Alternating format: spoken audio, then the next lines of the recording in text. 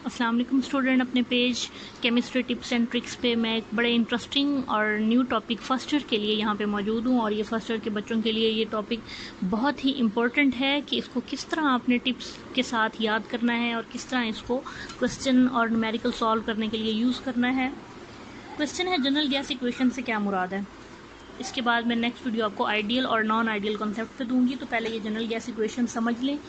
Generally हमने जितने भी हमारे पास गैस लॉज हैं उनको कंबाइन करके हम जो इक्वेशन बनाते हैं उसको जनरल गैस इक्वेशन कहा जाता है। जैसे कि आपके पास है बॉयल्स लॉ, जो कि आपको बताता है कि किसी भी गैस का वॉल्यूम और प्रेशर एक दूसरे का इन्वर्स होते हैं। और ये कोई अनोखी बात नहीं है, ये फिनोमिना आपने अपनी लाइफ में बहुत दफ़ा इनकाउंटर किया है कि जब भी आप किसी गैस को कंप्रेस करेंगे तो जाहिर सी बात है जब वो स्क्वीज़ होगी उसका वॉल्यूम कम हो जाएगा, और जब भी आप किसी गैस को कंप्रेस करने की बजाय उसको एक्सपैंड करेंगे तो उसका वॉल्यूम बढ़ जाएगा। दूसरा जो हमने लॉ यहाँ पे पढ़ा है, इन हर लॉ पे मैं एक अलग से भी वीडियो बनाऊँगी, तो स्टे इन टच। तो अभी मैं सिर्फ उन टॉपिक को यहाँ पे प्रेजेंट कर रही हूँ जो कि एफएससी के बच्चों की प्रिपरेशन के लिए बहुत ज़रूरी हैं, क्योंकि अभी आप लोगों के एग्ज़ाम्स इंशाल्लाह ज़रूर कंडक्ट होंगे। तो उसके बाद फिर मैं डिटेल से हर टॉपिक की वीडियो बनाऊंगी न्यू सेशन के बच्चों के लिए। चार्ल्स लॉ जो है वो ये बताता है कि वॉल्यूम और टेम्परेचर जो है किसी भी गैस के वो डायरेक्टली प्रोपोर्शनल होते हैं। और ये बात भी बेटा, ये फिनोमिना भी आपने डेली लाइफ में बहुत जगह पे ऑब्जर्व किया है। जैसे कि आप जानते हैं कि अगर आप इस तरह करें कि किसी बैलून को धूप में रख दें तो वो बर्स्ट हो जाता है। The reason behind that is whenever the sunlight falls on the balloon it heats up the gas inside the balloon. और जब भी गैस हीट अप होती है उसका वॉल्यूम बढ़ता है, तो जब उस बैलून का वॉल्यूम बढ़ने लग जाता है। और बैलून की क्योंकि एक इलास्टिक लिमिट होती है तो एक स्पेसिफिक लेवल पे जो है वॉल्यूम के बढ़ने के बाद वो बर्स्ट हो जाता है। तो वॉल्यूम बढ़ाते जाएंगे तो टेम्परेचर बढ़ता जाएगा, टेम्परेचर बढ़ते जाएंगे तो वॉल्यूम बढ़ता जाएगा। ये दोनों वेरिएबल जो हैं ये डायरेक्टली प्रोपोर्शनल हैं। और जो हमने तीसरी चीज़ पढ़ी थी, तीसरा जो हमने लॉ पढ़ा है, that is the Avogadro's law. और एवोगैड्रो लॉ क्या कहता है, वो ये कहता है कि वॉल्यूम और number of mole directly proportional होते हैं। और ज़रा देखिए, ये तो बहुत ही सिंपल स्टेटमेंट है कि 1 मोल गैस का जो वॉल्यूम होगा डेफिनेटली 2 मोल गैस के वॉल्यूम से कम ही होगा। आपके पास एक तरफ 100,000 मोल्स पड़े हुए हैं और एक तरफ 0.5 मोल पड़े हुए हैं, तो क्या उनका वॉल्यूम बराबर हो सकता है? इस बात को तो अक्ल नहीं मानती ना। ये भी बड़ा सिंपल सा लॉ है। हमने करना क्या है, हमने सिंपली इन तमाम लॉज को कंबाइन करना है, ठीक है। और किस तरह कंबाइन करना है बेटा, आप लोग जानते हैं जैसे आप इक्वेशन की लेफ्ट हैंड साइड बराबर हों तो राइट हैंड साइड भी बराबर हो जाती हैं।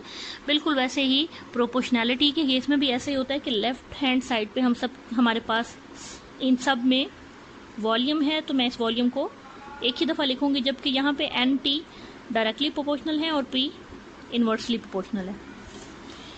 चलें जी, अब हम यहाँ पे प्रोपोर्शनैलिटी कांस्टेंट लिखते हैं जो कि है r n t over p, और हम इसको रीअरेंज करेंगे तो ये बन जाएगा p v equals n r T.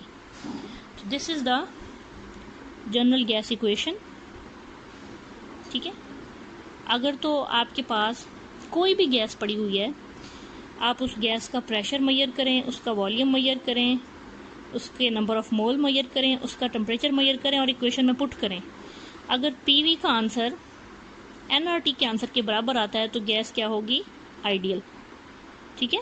यानी पीवी का आंसर एनआरटी के आंसर के बराबर आए, यानी यूँ समझ लें कि इक्वेशन की दोनों साइड बराबर आए, तो इसको कहते हैं इक्वेशन का सेटिस्फाई होना। अगर इक्वेशन सेटिस्फाई हो रही होगी तो गैस आइडियल होगी।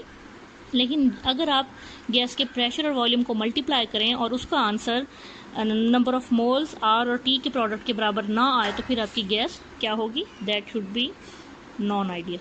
इसके ऊपर मैं डिटेल से एक वीडियो बनाऊंगी आइडियलिटी और नॉन आइडियल बिहेवियर के ऊपर।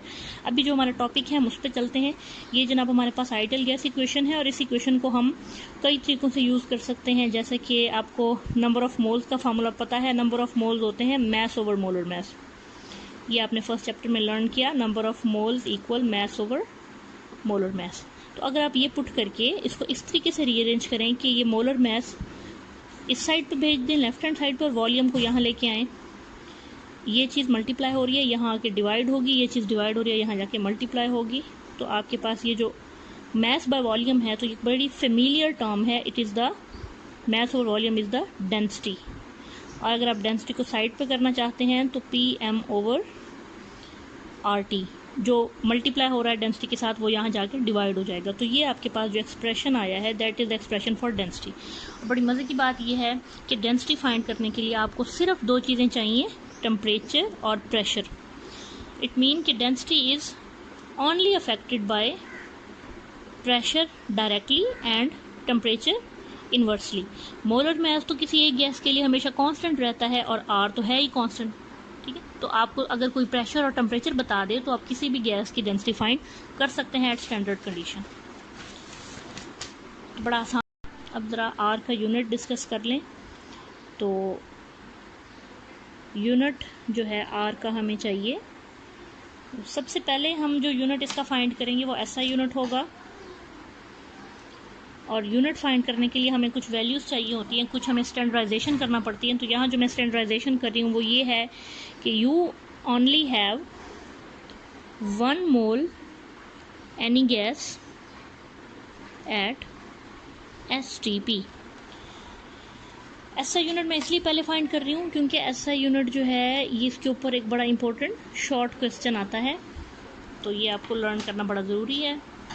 चलें जी स्टार्ट करते हैं। हमारी जनरल गैस इक्वेशन कहती है PV = nRT, और अगर मैं R को साइड पे करना चाहूँ तो PV/NT। ज़रा देखिए हमारे पास इनमें से क्या क्या चीज़ें मालूम है हमें। प्रेशर जो है वो SI यूनिट में एटमॉस्फेरिक प्रेशर, STP की बात कर रहे हैं ना हम, तो हमें एटमॉस्फेरिक प्रेशर चाहिए। तो जनाब यहाँ पे प्रेशर शुड बी 101,325 न्यूटन पर मीटर स्क्वायर, और वॉल्यूम यहाँ पे होता है 0.022414 dm। तो आप कहेंगे कि ये वैल्यूज़ कहाँ से आई हैं। एटमॉस्फेरिक प्रेशर की वैल्यूज़ आपके पास हमेशा गिवन है। And 1 mole of any guys have volume of 22.414 decimetre cube. ये बात आपने लर्न की है एवोगैड्रो लॉ में, लेकिन क्योंकि हम यहाँ डिस्कस करना चाह रहे हैं ऐसा यूनिट, तो मैं इसको डेसीमीटर क्यूब की बजाय मीटर क्यूब में कन्वर्ट करके लिख रही हूँ। ये डेसी नहीं, मीटर क्यूब में लिखना है। और इसकी रीज़न ये है कि आप ऐसा यूनिट लिखना चाह रहे हैं। एक वीडियो मैंने इन सारी प्रीफिक्सेस की इंटर कन्वर्जन पे भी बनानी है, तो आपने यहाँ पे कनेक्टेड रहना है मेरे पेज पे ताकि आपको सारी वीडियोस मिलती रहें। नंबर ऑफ़ मोल्स अंडरस्टूड है, ऑलरेडी हम बता चुके हैं, it is 1 mole. And temperature भी हम बता चुके हैं। STP के लिए टेम्परेचर जो होता है हमारे पास वो 273 केल्विन होता है। ज़रा वैल्यूज़ पुट करें। प्रेशर 0.022414, ये वॉल्यूम मैंने लिख दिया पहले, वॉल्यूम है मीटर क्यूब में। प्रेशर है 101,325 न्यूटन पर मीटर स्क्वायर में। 1 मोल से आपने इसको डिवाइड करके 273 केल्विन से मल्टीप्लाई करना है। तो यहाँ जब इसको सॉल्व करते हैं आंसर आता है 8.3143। अब ज़रा देखिए यूनिट क्या होगा। -2 के साथ +2 कट जाएंगे, न्यूटन के साथ सिर्फ मीटर रहेगा, साथ में मोल -1 और केल्विन -1। तो आर का जो ऐसा यूनिट बना वो क्या है 8.3143 न्यूटन मीटर पर मोल पर kelvin.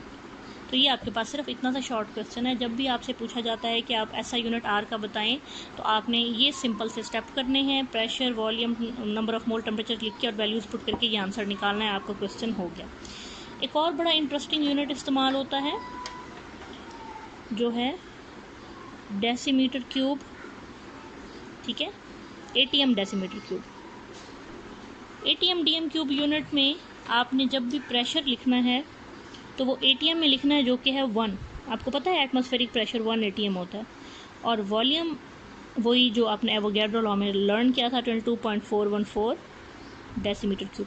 Number of mole same है 1 मोल, और टेम्परेचर भी सेम है 273 केल्विन। तो जनाब जब आप इसको पुट करेंगे वैल्यूज़ को, तो इसमें प्रेशर की जगह 1 ATM, वॉल्यूम की जगह 22.414, 1 मोल ही रहने दें, और 273 केल्विन को 273 केल्विन। तो आपके पास आंसर आएगा 0.0, ये इसको मैं कैलकुलेट करके भी बताती हूँ। Answer should be 821। ATM, DM cube, mole, kelvin ये सारे आप लिखेंगे क्योंकि कोई चीज़ कैंसिल नहीं हुई। ATM डेसीमीटर क्यूब पर मोल पर केल्विन, ठीक है। तो यहाँ से आपने जो डिफरेंस लाने हैं वो इस तरह से लाने हैं, ज़रा गौर से सुनिएगा कि अब आपके पास जो R का आंसर आया है 0.0821, ये ATM DM क्यूब में आया है। अगर आपने इसको DM क्यूब की बजाय मीटर क्यूब में लाना है तो आप इसको 1000 से मल्टीप्लाई कर दें।